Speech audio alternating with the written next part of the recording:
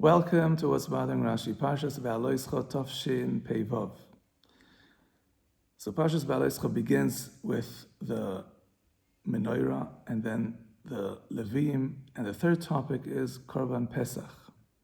And it says in Perek Tes, Pasuk Aleph, Vaydaber Hashem Moshe b'midbar Sinai, B'shana Shenit, it's the second year in the desert, B'chodesh HaRishon, the first month, Chodesh Nisan. Hashem commands them, it's Pesach, you have to bring Korban Pesach. So Rashi is bothered by the question, if we go back to the beginning of Chumash Bamidbar, when we were counted, the Pasuk says, B'chodesh HaSheni, B'shana Shenit. So it's not written in order. The Chumash begins with what happened on the second month, Iyar, in the second year of the desert. And now we go back to tell us what happened the first month of the second year, Nisan. So says Rashi, Parsha sheberosh Sefer lo ne'emra ad Iyar. This parsha, the parsha in the beginning of Bamidbar wasn't said until Iyar. Lomadata she'en seder mukdam u'meuchar b'Torah. This parsha was said in Nisan.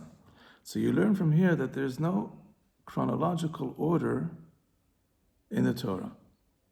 It's very important, though, to understand this rule. It doesn't mean that there's no order at all. There is an order, and usually it's a chronological order.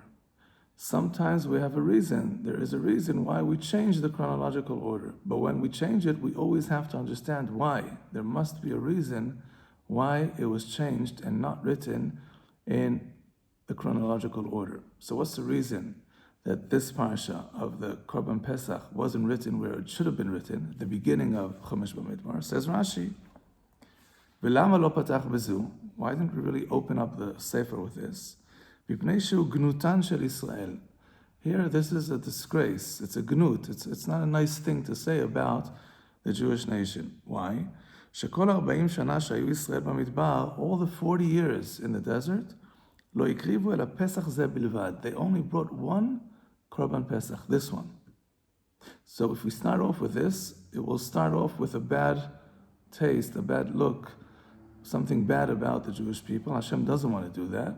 And therefore he hides it a bit. In the middle, 9 chapters into the Sefer, we talk about the first Korban and the last Korban Pesach they brought when they were in the desert. That's what Rashi says. Now the question is, why really didn't they bring Korban Pesach all the 40 years they were in the desert? I mean, Moshe Rabbeinu was there, all the great people were there. He didn't make them bring it. Why did they only bring it the first year in the desert?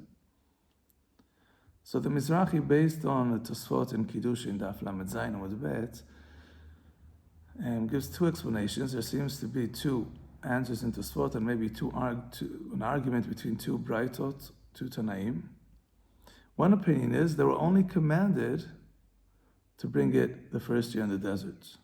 The next time they were told, bring it only after you enter Eretz Israel. Another opinion is they were commanded to bring it in the desert also, but they had a problem because in the desert it was dangerous. There was a certain wind that was dangerous for babies to go through Brit Milah. It was sakanat nefashot. And they weren't able to circumcise their children. And the rule is that if you're not circumcised, or if your child is not circumcised, you can't bring Korban Pesach. So they were commanded to bring it, but they couldn't. They were exempt from it. And only when they entered Israel, when Yeshua is commanded, right when they enter to do a Brit Milah to the whole nation, only then we see they bring Korban Pesach again. So 2 explanations. Either they weren't commanded in the desert, only this time, or they were commanded, but they were exempt from it because the children didn't have a Brit Milah. Now, according to both explanations, we have to ask, if so, why is it a disgrace? Why is it a bad thing? They weren't commanded to bring it in the desert, or they couldn't bring it in the desert. Why can't we start with this at the beginning of the Chumash and keep the order the way it should be? And even though we'll understand they only brought this year and not the rest of the 39 years, but either they weren't commanded to bring it or they couldn't. So it's not a gnut. It's not a gnai. So Tosfot says that it is an indirect gnai. It is an indirect bad thing about us. Why? Because you're right, we weren't commanded to bring it until we entered Israel, or we couldn't bring it until we entered Israel. But why did it take us so long to enter Israel? It's 3 days, 11 days. We could have gotten in right away. The sin of the spies, chet hameraglim, that's what caused us to stay so long in the desert.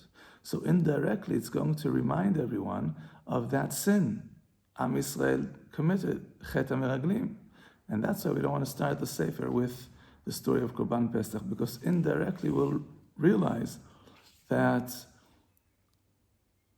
the sin of the Miraglim, the Jewish people committed, and that is why they stayed so long in the desert, and that is why they only brought this year, Korban Pesach, and the next one was 40 years later when they entered the land of Israel.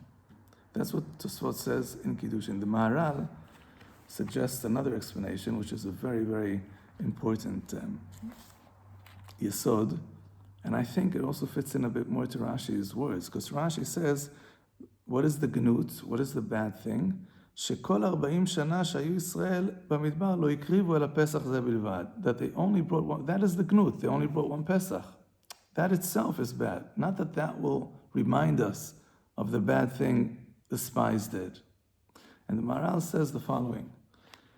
The Maharal says, you're right, maybe we weren't commanded till we entered Israel. And we had a good reason not to do a Korban Pesach 39 years, because Hashem said, only when you enter Israel is the next time you bring Korban Pesach.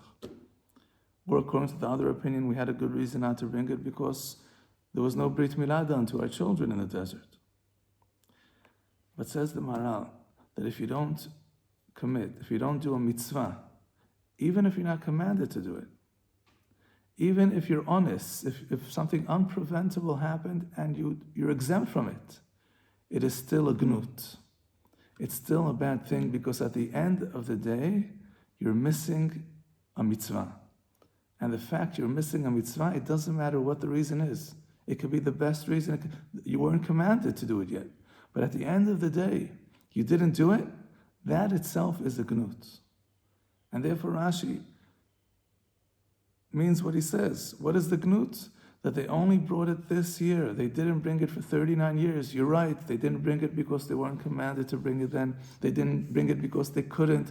But at the end of the day, they lost out on the mitzvah of Korban Pesach.